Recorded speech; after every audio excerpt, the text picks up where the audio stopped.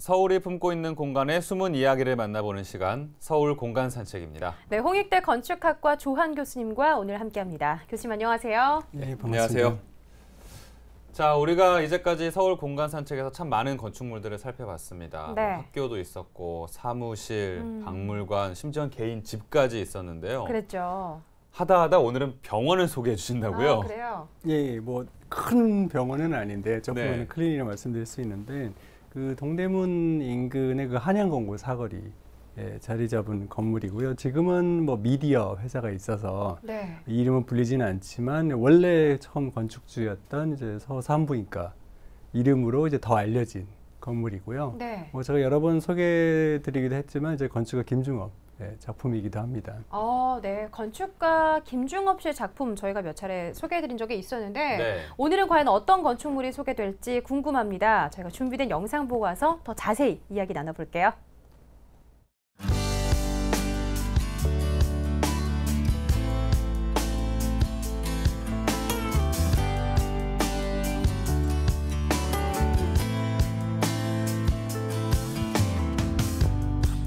Take this bench off of me. I can't use it anymore. It's getting dark, too dark to see. 퇴계로를 따라 신당동 쪽으로 가다 보면 광희문 맞은편으로 묘하게 생긴 건물이 눈길을 끕니다. 삼각형 예각의 좁은 땅이지만 대로변에 자리 잡아 건축 당시엔 인근의 랜드마크로 계획됐죠. 한눈에도 파격적인 조형미를 뽐내는 건물은 건축가 김중업이 산부인과로 지은 것으로 지금은 디자인 회사의 사무실로 쓰이고 있습니다.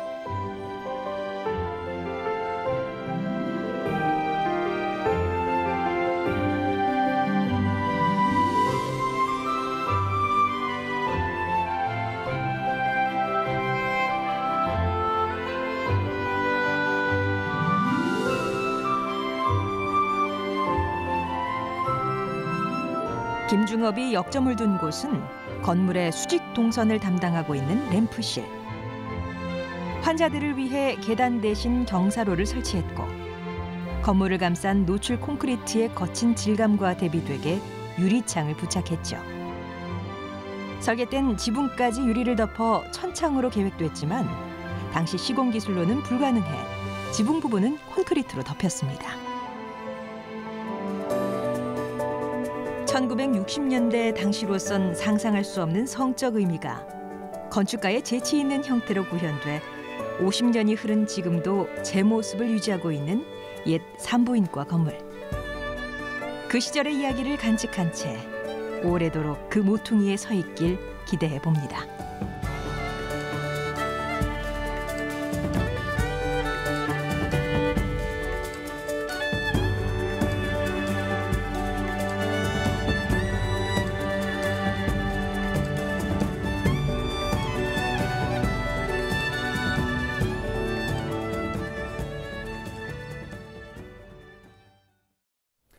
네, 예전에 저희가 한번 살펴봤었던 김중업 건축가의 작품이죠. 주한 프랑스 대사관. 네. 그리고 또 얼마 전에 김중업 박물관.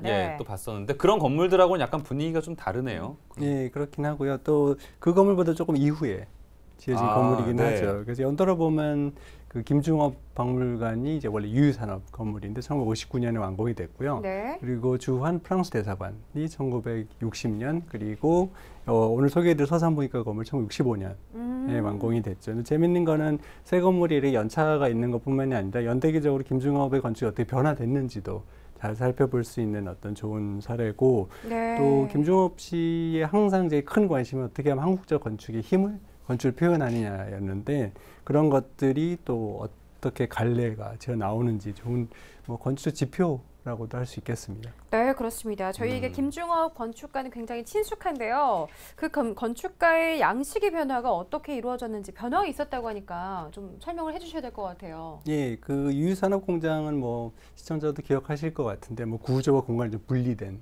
네. 그런 형태였는데 그런 것들은 이제 그 김중업 씨 스승 역할을 했던 근대건축 르꼬르비제의 영향 많이 받았기 때문이라고 할 수 있습니다. 반면에 주한 프랑스 대사관 같은 경우에는 좀 김종업 씨 스스로도 이제 자기 자신만의 건축을 좀 하려는 그런 고민의 흔적이라고 할 수 있는데요.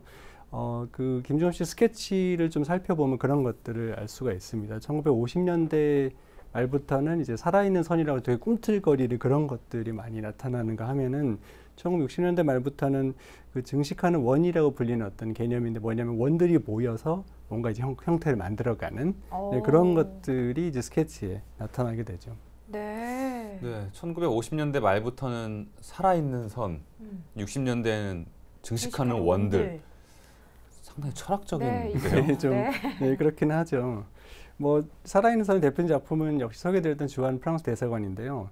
뭐 김중업 씨는 좀 살아있는 선 이렇게 또 얘기를 하고 있습니다. 뭐 우리들이 즐기는 선이라 통통하고 복스러운 만며느리와 같이 믿음직한 선이어서 중국이 가진 남을 호령하는 그 치켜 뻗은 선도 아니요, 또 일본이 가진 단조롭게 조각난 수평선도 아니어서 항상 조용하면서도 우리 마음속 깊이 파고드는 정다운 선임이 틀림없다라고 말하고 있고, 또 우리의 선들에 대해서도 이렇게 얘기를 하고 있는데요. 고구려에서는 날카롭고 강철 같으면서 그렇게 부드러울 수 없습니다. 뭐 굉장히 남성적이라고 얘기하면서 이걸 읽어보면 그 김중업 씨 되게 호방한 선의 어떤 건축을 했음을 알 수 있는 거죠.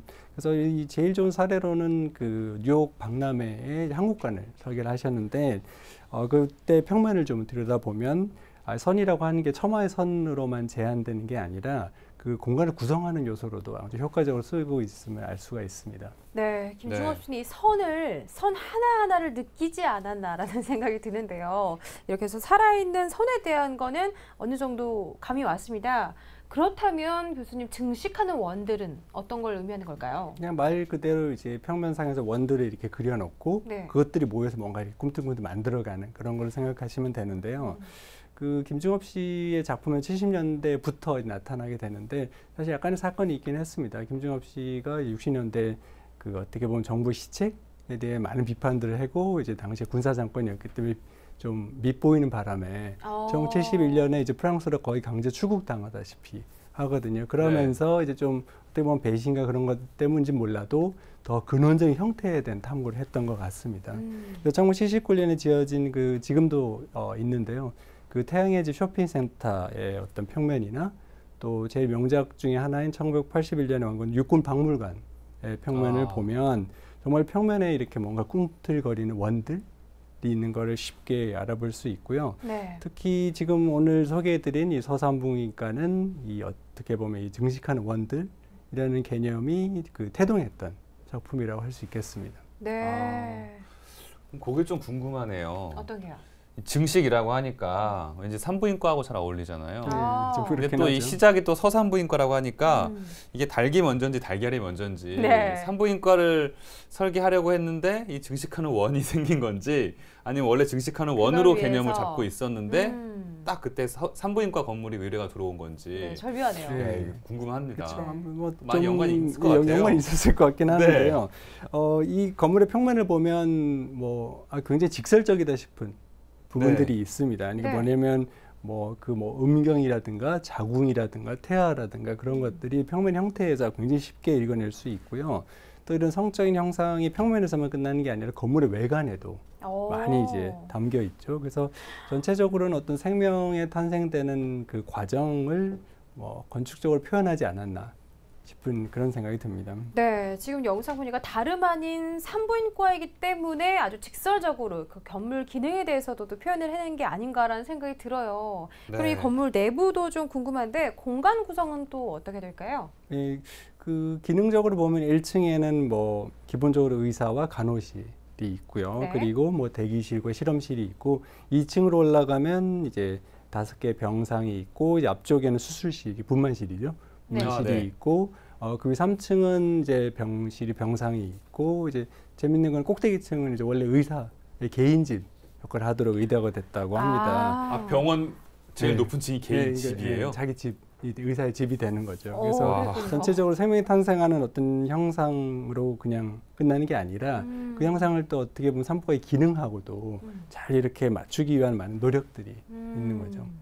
그랬군요. 그래서 이 산부인과라는 건물의 기능을 이 건축물 내 외부에 접목을 시킨 것 같네요. 네, 그런 것 같습니다. 그래서 평면을 좀 보시면 더 이해가 네. 잘 되시는데요. 평면을 보면 이제 출입구가 2개가 있습니다. 그래서 네. 뭐 방향으로 보면은 이제 동쪽이지만 그 평면 기준으로는 그 아래쪽이죠. 아래쪽 일반의 어떤 방문용 그 출입구가 되고 방향상에선 그 남쪽 출입구고 평면에서는 이제 왼쪽 출입구가 이제 산모를 위한 출입구가 되는데 산모가 이제 그 문으로 들어오면 이제 왼쪽으로 쭉 돌아서 그 경사로죠. 좀 튀어나온 네. 그 부분을 타고 이제 2층까지 올라가게 되고요. 그럼 안쪽 병상에 대기하고 있다가 준비가 되면 이제 앞쪽에는 둥그렇게 생긴 그 분만실 나와서 이제 아기를 낳게 되고 그 다음에는 이제 그 위층으로 올라가서 이제 쉬게 되는 일련의 그런 과정을 거치게 되는데요. 네. 이런 과정을 따라가다 보면은 그 형태뿐만 아니라 느낌 자체가 이게 마치 남자와 여자가 관계를 가지고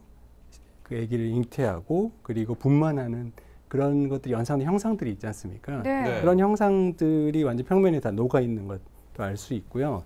또 그 병상이 되게 쉽게 움직이기 위해서 기능 역할을 하는 경사로가 들어있는 그 돌출된 부분을 보면 거기에 어떤 움직임이 뭐 어떤 남자 여자의 관계를 연상시키는 약간 그런 뭐 좀 민망한 그런 게 떠오르기도 하는 그런 것도 있습니다. 모르고 보면 모르겠지만 알고 네. 보니까 건물이 좀 그렇게 야하다라는 보이네요. 생각이 좀 드네요. 네, 그냥 산부인과를 지은 게 아니라 정말 의미를 담뿍 담아서 지었다는 생각이 드는데요.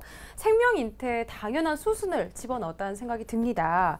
이 일련의 이런 생명 잉태 과정을 건물에 놓여냈다는 점이 참 흥미스러워요. 아무나 할 수 있는 생각은 아닌 것 같아요. 그렇죠. 괴짜 건축가 같아요. 네. 예, 뭐 좀 뭐 보통 사람이 할 수 없는 건데요.